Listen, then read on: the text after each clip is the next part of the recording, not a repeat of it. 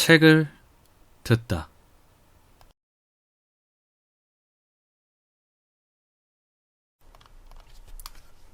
제2장 여행 가방. 나는 셔츠 한두 장을 쑤셔 넣은 낡은 여행 가방을 겨드랑이에 끼고 혼곳과 태평양을 향해 출발했다. 정든 맨해튼을 떠나 제 시간에 뉴 베스퍼드에 도착했다. 12월의 어느 토요일 밤이었다. 나는 렌터컷으로 가는 소형 전기선이 벌써 떠나버렸고 다음 월요일까지는 그 섬에 갈 방도가 전혀 없다는 것을 알고는 적잖이 낙심했다. 고래잡이의 고난과 형극의 길을 지망하는 젊은이들은 대개 이 뉴 베스퍼드에 머물다가 항해를 떠나기 때문에 나는 그럴 생각이 전혀 없었다는 것을 말해두는 편이 나을 듯 싶다. 나는 렌터컷에서 떠나는 배가 아니면 타지 않기로 결심한 터였다.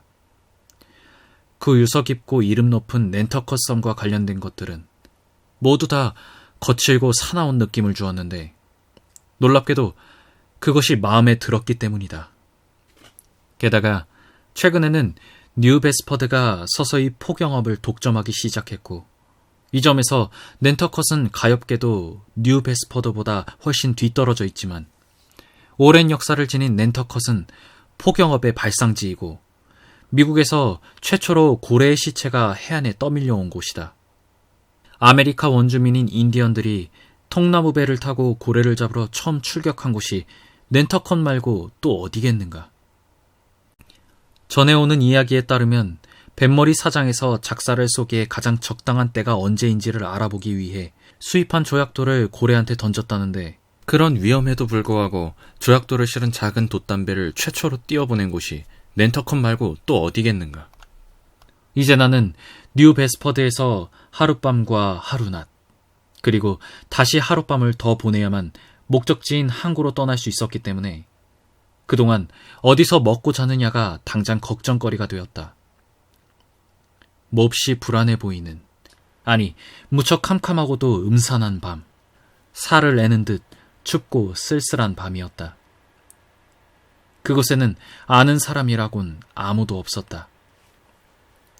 불안한 마음으로 주머니를 뒤져보니 갈고리 같은 손가락에 걸려 올라오는 것은 은화 몇 입뿐이었다. 나는 가방을 어깨에 둘러매고 황량한 거리 한복판에 서서 북쪽의 어둠과 남쪽의 암흑을 비교하며 혼잣말로 중얼거렸다. 그러니까 이슈메일, 어디에 가든 네가 지혜를 발휘하여 어디서 하룻밤 묵든지 간에 반드시 숙박비를 먼저 물어봐. 그리고 너무 까다롭게 굴지 마. 나는 머뭇거리는 걸음으로 길을 걸어갔다. 교차 작살이라는 간판 앞을 지나갔지만 그곳은 너무 비싸고 소란스러워 보였다. 조금 더 걸어가자 황새치 여인숙의 새빨간 창문에서 타는 듯한 빗줄기가 새어나와 집 앞에 쌓인 눈과 얼음을 녹여버린 것처럼 보였다. 다른 곳에는 모두 단단한 아스팔트 포장도로 위에 서리가 한 뼘 두께로 얼어붙어 있었기 때문이다. 내 부추바닥은 너무나 무자비하게 혹사당해서 지독하게 비참한 상태였기 때문에 부싯돌처럼 단단하고 울퉁불퉁한 얼음을 밟고 걷기가 좀 피곤했다. 나는 이번에도 너무 비싸고 소란스러운 곳이라고 생각했지만 잠시 멈춰서서 길바닥을 넓게 비추고 있는 불빛을 바라보고 안에서 들려오는 술잔 부딪히는 소리에 귀를 기울이다가 마침내 혼잣말로 중얼거렸다. 계속 가. 이슈메일, 안 들려? 문 앞을 떠나. 누덕누덕 기운 네 부츠가 길을 막고 있어. 그래서 나는 계속 걸어갔다. 이제는 본능적으로 바다 쪽으로 이어진 길을 따라갔다. 그쪽에는 가장 쾌적하지는 않더라도 가장 값싼 여인숙이 있을 게 분명했기 때문이다. 정말 황량한 거리였다. 길 양쪽에 있는 것은 집이 아니라 시커먼 덩어리들이었다. 여기저기 드문드문 보이는 촛불은 무덤 속을 돌아다니는 촛불 같았다. 일주일의 마지막 날, 이 밤늦은 시간에 이 도시의 그 구역은 거의 텅 비어 있었다. 하지만 나는 곧 폭이 넓고 납작한 집에서 연기처럼 새어나오는 한 줄기 불빛을 보았다. 그 집의 문은 어서 들어오라고 유혹하듯 열려 있었다. 일반 서민이 사용하도록 마련된 것처럼 꾸밈 없고 편안해 보였다.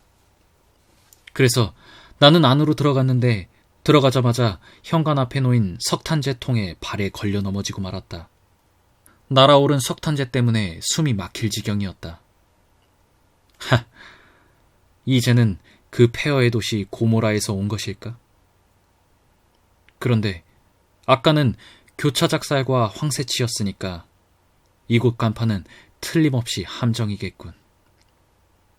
하지만 나는 일어나서 매무새를 바로잡고는 안에서 새어나오는 목소리를 들으며 성큼성큼 안으로 들어가 두 번째 문을 열었다. 도벳에서 열린 악마들의 연회 같았다. 줄지어 앉은 100개의 시커먼 얼굴이 내 쪽을 돌아보았다.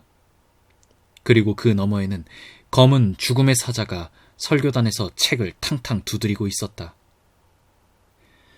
그곳은 흑인교회였다. 그리고 목사가 읽고 있는 성경 구절은 암흑세계의 사악함과 그곳에서 눈물을 흘리고 울부짖는 일을 가는 것에 대한 것이었다. 나는 뒷걸음으로 나오면서 중얼거렸다. 하, 이슈메일. 함정이란 간판에 이끌려 지독한 대접을 받았군. 나는 계속 걷다가 마침내 부두에서 그리 멀지 않은 곳에서 밖에 내걸린 희미한 불빛을 보고 공중에서 쓸쓸히 삐걱거리는 소리를 들었다. 고개를 들어보니 문 위에서 간판 하나가 그네처럼 흔들리고 있었다. 간판에는 안개 같은 물보라를 뿜어올리는 고래 그림이 하얀 페인트로 희미하게 그려져 있고 그 밑에는 물보라 여인숙, 피터 코핀이라는 글자가 쓰여 있었다. 코핀과 물보라, 이 독특한 결합이 좀 불길하다고 생각했다. 하지만 코핀은 낸터컷에서 흔한 성이라고 하니까 이 피터라는 사람도 아마 낸터컷에서 이주한 사람일 것이다. 불빛은 너무 희미해 보였고 집은 제법 조용해 보였다. 그 황폐하고 작은 목조 건물은 불난 지역의 폐허에서 손수레에 실어온 목재로 지은 것처럼 보였기 때문에, 그리고 흔들거리는 간판은 가난에 시달린 것처럼 삐걱거리고 있었기 때문에 나는 여기야말로 값싼 잠자리와 맛있는 완두콩 커피를 구할 수 있는 곳이라고 생각했다. 정말 기묘하게 생긴 집이었다. 박공식으로 지은 이 낡은 집은 한쪽이 마비된 것처럼 애처롭게 기울어져 있었다. 그 집은 길이 갑자기 꺾이는 황량한 모퉁이에 서 있었는데 그곳은 바람바지여서 사나운 폭풍 유로클리돈이 가엾은 사도 바울의 배를 뒤흔들었을 때보다도 더 맹렬하게 윙윙거리고 있었다.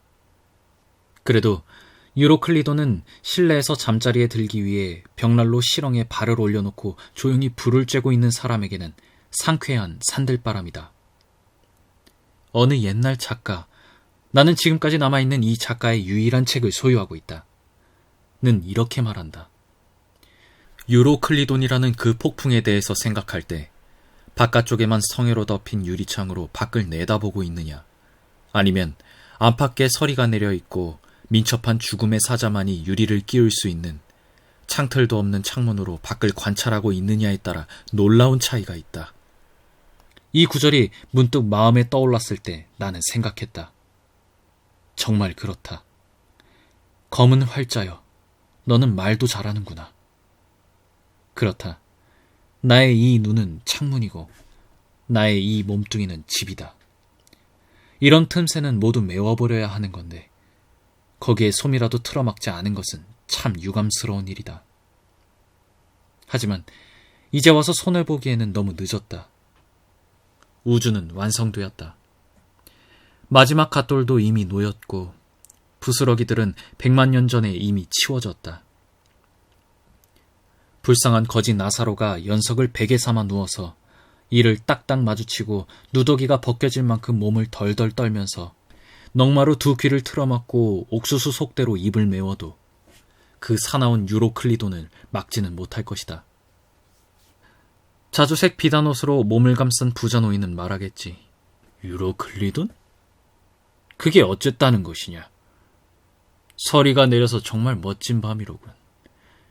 오리온 자리의 별들은 얼마나 밝게 빛나는가.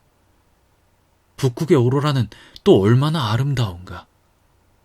영원한 온실에 동양 여름 같은 기후에 대해 말하고 싶은 사람들은 마음대로 말하게 내버려둬라. 나는 내 석탄으로 내 여름을 만들 특권만 있으면 된다. 하지만 나사로는 무슨 생각을 할까?